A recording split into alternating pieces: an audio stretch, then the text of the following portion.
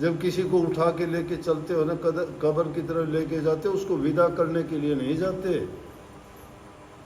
वो मुर्दे के साथ इसलिए जाओ तुम्हें याद दिलाता है कि ये दिन तुम्हारा भी आने वाला है। वो जगह दिखाओ से कि इस जगह आओगे तुम भी, लेकिन भूल जाते हैं लोग। इन बातों को अगर इंसान समझ ले तो ये जो दुनियादारी में होने लग रहा है, ये अधर्म, पाप और ये जुल्म, ये सब के सब खत्म हो जाए। भारत को सोने की चिड़िया यूं ही नहीं कहा करते। धर्म के नाम पर ये अग्रणी क्यों था? इसीलिए था। लेकिन धीरे धीरे करके विकृतियां आती गई, बुरी चीज फैलती चली गई, लोग जो है अपने सतर से गिरते चले गए।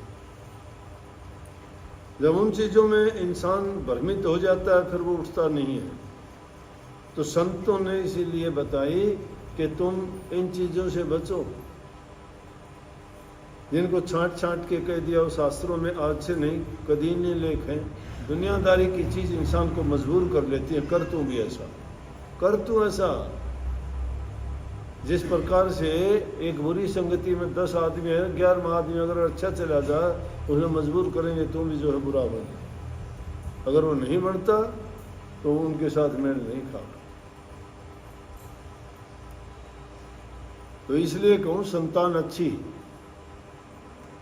वो उसे, माँ बाप को भी अगर गलत हो तो सही रास्ते पे ले आऊँ। कितने नौजवान बच्चे आके कहते हैं कि मेरा पापा शराब पीता है जी, बर्बाद कर दिया सब कुछ। कितनी बहन आके कहती है मेरा घरवाला घर से निकाल देता है, मार पीट के बच्चों को निकाल देता है, हमें निकाल देता है, जमीन बेच दी, गहने रख दी, शराब पीता है, बर्बाद कर दिया सब कुछ। बच्चे जवान है, क्या कहें। लेकिन मैंने कहा कि जिस इंसान की जो आदत पड़ जाती है ना, उसको फायदा नहीं है कोई। मैं अगर आपकी निंदा करता हूँ, मेरा क्या हित है, उसको क्या फायदा करता हूँ आदत में। किसी की अगर बुराई कोई करता है तो उसका क्या फायदा है? फायदा होता हो तो कर लो, क्या फायदा मिलेगा?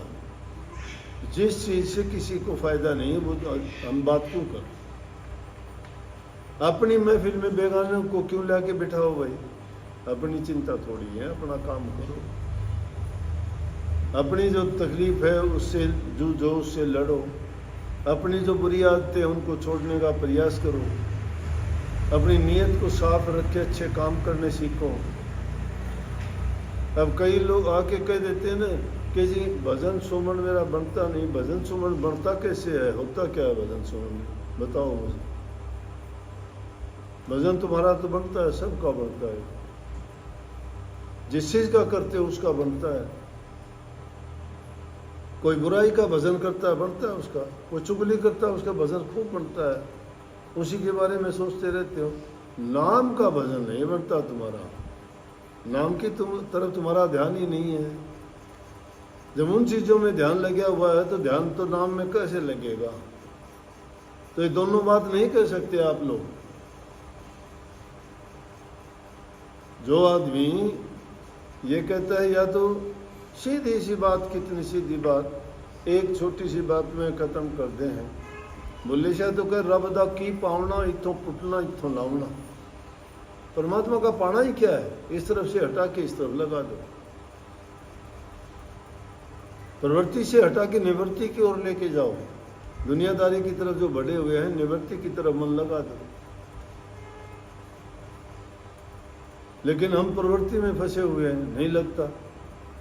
सीधी सी बात है, कुछ भी मुश्किल को नहीं। नेक काम जो करोगे उसका परिणाम तुम्हें प्रेरित करेगा। नेक काम करते नहीं। अगर तुम्हारे भजन में कमी आती है ना, तो भजन में कमी नहीं है, तुम्हारे कर्मों में कमी आ गई। तुमने कोई कर्म जो है बुरे करने शुरू कर दिए। भजन करने वाला आदमी कह देता हो आज मेरा भजन इसलिए नहीं बना कि या तो मैंने कोई गलत खाना खाया, या किसी गलत आदमी से मिला, या कोई मेरे गलत विचार आए। गलत विचार आने से ही हो जाता है। राजा चकवाबैन थे हमारे, इनमें राजा दशरथ के कुल में, रघुकुल में हुए। अपनी हक हलाल की, ईमानदारी की कमाई से जीवन निर्वाह करते थे। पुराने जमाने में रेट नहीं थे, बिजली नहीं थी, ढेकड़ी से पानी निकाल के महल के पीछे की जमीन में अन्न बोया करते, उसी में अपना गुजारा करते। रानी थी वो भी, उसका भी भेष ईसा आम साधारण औरत जैसी, जैसे प्रजा की औरतें, रानियों जैसी नहीं। तो एक बार कहते हैं मंदोदरी का आना हो गया और उसने देखा कि कौन है, बोले रावण की घरवाली मंदोदरी है या कोई और रानी देखी होगी। पानी निकाल रही थी, राजा आगे होता था, पानी लगाता था और वो ढेकड़ी पकड़ के पानी को उसमें निकालती थी। तो जब उसकी तरफ देखा तो उसके विचार आए कि मैं क्या रानी हूँ, रानी तो ये। वहीं पे रस्सी टूटी। राजा चकवा बहन बोले रानी क्या बात है? बोले नहीं कुछ भी नहीं। बोला कुछ तो है। बोले कुछ भी नहीं है। बोला कुछ तो है। सत्य की डोर टूटी है, ये रस्सा नहीं टूटा, ये तुम्हारे विचार गिरे। किस कारण से गिरे हैं बोलो? ये थी शक्ति, ये थी ताकत, ये थी पहचानने वाली चीज। आज कहाँ पहचानेंगे? काले कपड़े के ऊपर तवा भी मसल दोगे तो कलंक नहीं दिखाई देगा। सफेद कपड़े भी लगता है तब पता लगता है। वो सफेद हृदय था उनका। उनने पहचान लिया कि कोई ना कोई गलत ख्याल इसके मन में आ गया। उसने हाँ भर ली कि हाँ जी यही बात थी। मैंने उसको देख के सोचा। तो बोले औरतें भी मुझे कहती हैं कि तेरे गहने नहीं, अच्छे कपड़े नहीं, तू कैसी रानी है? तो भजन की जहाँ बात करते हो, भजन इतना मुश्किल कठिन नहीं है, बहुत आसान, बहुत ही आसान है। ये जितनी आसान चीजें को नहीं मुश्किल हमने बना दिया कह के क्यों बना दिया? मन को लगाते नहीं है। मन तो दे रखा है दुनियादारी को। मन तो दुनियादारी की चीजों में दे रखा है, वो उनसे निकलता ही नहीं है। जब उनसे मन नहीं निकलेगा, उनमें फंसा रखा है, तो भजन की तरफ कैसे बढ़ेगा भाई? भजन की ओर इसको लेके जाना है ना, तो थोड़ी सी उदासीनता दिखाइए आप। ये नहीं कि काम छोड़ दो, कोई काम नहीं छोड़ना। हंस के करो सारे काम, खुशी खुशी करो सारे काम। लेकिन ये मन बड़ा शैतान नहीं टिकने देता। मैं तो जोर दे के बोलूँ सू, मेरी बात फिर भी नहीं अच्छी लगती, वो उड़े देखा है कि आ गया, एक सेकंड में ले जा निकाल दे। वो चीज अच्छी लगी, क्योंकि मन कैसे टिकेगा? फिर भजन में कैसे टिक जाएगा? भजन में टिक जाएगा जब तो यहाँ बैठे बैठे टिक जाएगा। बैठे रहो, कितने बैठे रहो। परीक्षा का टाइम होता है, विद्यार्थी लोग पढ़ते हैं, गली में चाहे डीजे बजता रहो, कोई झांक के देखते हैं क्या है? नहीं देखते। ध्यान पढ़ाई में लगा हुआ, लगे ध्यान उनका। नाचने वाले का ध्यान उनमें लगा हुआ है, एक भी स्टेप नहीं चूकते। गाने वाले का ध्यान गाने में लगा हुआ है, एक शब्द भी उल्टा नहीं बोलता। ध्यान, ये ध्यान है। ध्यान तो रेलवे लाइन के ऊपर चलने जैसे रेल चल रही है लाइन पर, थोड़े भटके ना। गाड़ियां पर भी क्या होता है? सावधानी हटी, दुर्घटना घटी। यह सावधानी का काम है। और देखो संतों ने तो इतना सस्ता बना दिया भाई, कुछ भी करो, जो मर्जी हो करो, कोई पाबंदी नहीं। एक मत तो ऐसा चला था, हिंदुस्तान के नहीं पढ़े लिखे वैज्ञानिक, बड़े बड़े दार्शनिक लोग भी उसके पीछे हो लिए थे। वो कहता था मन को शांत करो, इच्छाओं की पूर्ति करो, फिर ध्यान लगेगा।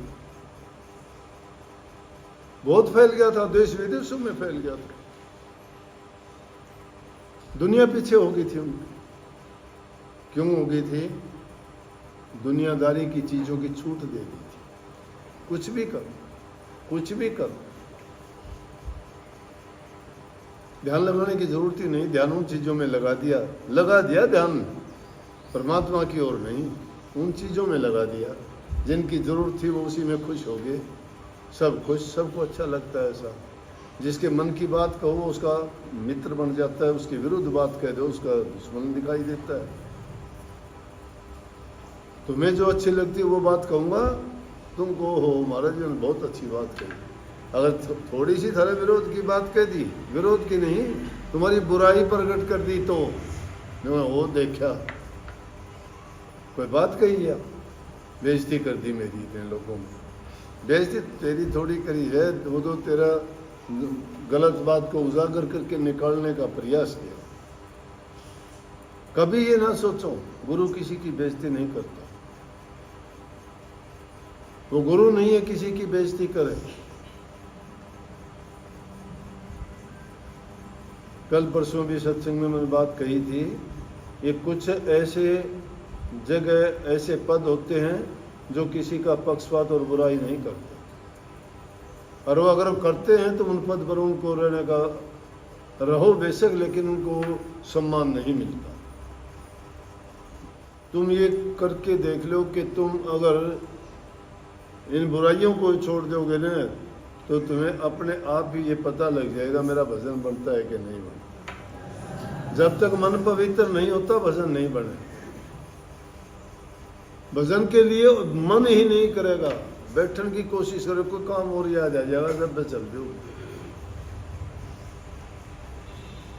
तो भजन जिन चीजों का करते हो वो चीज भजन में नहीं बैठने देती। जिन चीजों का भजन करते हो वो अपने पास से भजन की ओर हमने भटकन भी नहीं देंगे। अगर भजन करना चाहो तो हटा दो दूर।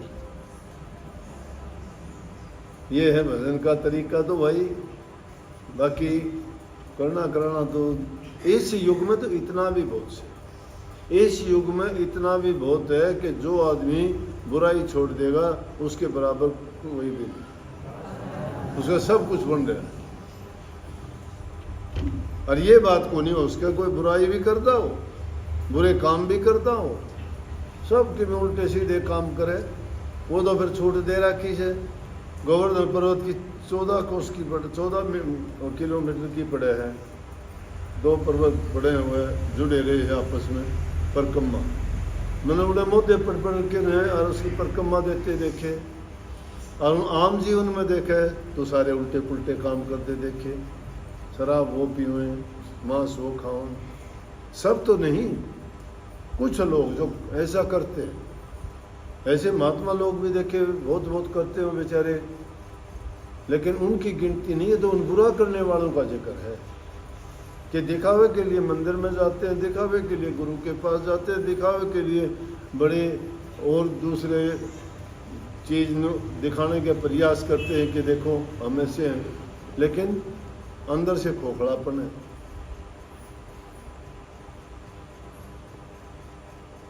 जब तक आदमी उन पर अपनाता नहीं है ना, हाँ इतनी बात से कि आदमी सत्संग में आता है तो उसका कभी न कभी उसको लाभ मिलेगा, कभी न कभी मिलेगा। उसकी सोई आत्मा जागेगी, एक वक्त आओगा वो उसने इस चीज़ का एहसास करवा देगा कि तुझे ये नहीं करना चाहिए, तुझे ये करना चाहिए। लेकिन का आने जब कृषि सुखाने, लेकिन उसका आने से क्या फ़ायदा जब खेती सूख जाए फिर बरसात आए। वह बरसात तो अच्छी है कि खेती के रहते हुए आवा तो उसका फल उसको अच्छा मिले, लेकिन निराश होकर नहीं करना चाहिए। आदमी ने प्रयास करना चाहिए, प्रयास नहीं, निराश नहीं, प्रयास करो। ये ना सोचो कभी कि मेरे से नहीं हो सकता। मैं कहता हूँ हर इंसान कर सकता है। आजमा के देखो, अनुभव करके देखा करो कि जब दूसरों ने कर दिया मैं क्यों नहीं कर सकता। जब दूसरे लोग कर सकते हैं तो तुम भी वैसे ही इंसान हो, तुम्हारे अंदर कोई कमी नहीं है। एक कमी है, तुम करना नहीं चाहते। चाहो, करना चाहोगे हर इंसान कर पाएगा। बहुत बहुत आशीर्वाद। राधा